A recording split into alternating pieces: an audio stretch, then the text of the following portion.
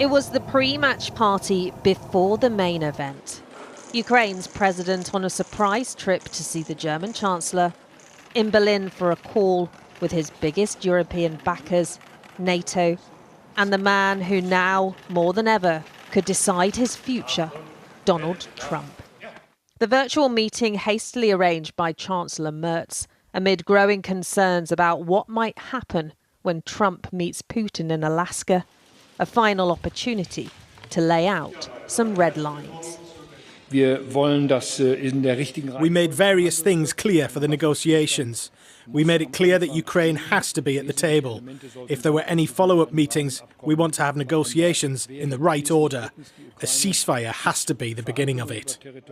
Sidelined from Friday's summit, today was a chance for Zelenskyy and his European allies to bend Trump's ear one last time, with President Zelenskyy warning a ceasefire was the last thing on Moscow's mind. I told my colleagues and the United States President and my European friends that Putin doesn't want peace. He wants to occupy our country. And while Zelenskyy was sceptical, Keir Starmer was more upbeat, praising the US president as he led a meeting of the coalition of the willing. As I've said personally to President Trump, look, for 3 and a bit years this conflict has been going on and we haven't got anywhere near the prospect of actually a viable solution, a viable way of bringing it to a ceasefire. And now we do have that chance because of the work that the President has put in. If he's right, the discussions today and on Friday could shape the future of the war in Ukraine and security in Europe. Following the meeting, the mood music from the UK, from here in Berlin, from many other places across Europe has been positive. But the reality is, come Friday, there are only 2 seats at the table. So Ukraine and its allies are going to have to hope that Donald Trump, America's self-styled deal-maker-in-chief, can do the business.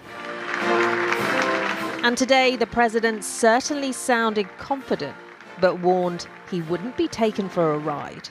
There's a very good chance that we're going to have a second meeting, which will be more productive than the first, because the first is I'm going to find out where we are and what we're doing. Will Russia face any consequences if Vladimir Putin does not agree to stop the war after your meeting on Friday? Yes, they will. Yeah. What will the consequences There will be be? consequences. Sanctions, tariffs? There will be, I don't have to say, there will be very severe consequences. The question is, come Friday, will President Trump remember this and the warnings from Ukraine, and will he listen? Siobhan Robbins, Sky News, Berlin.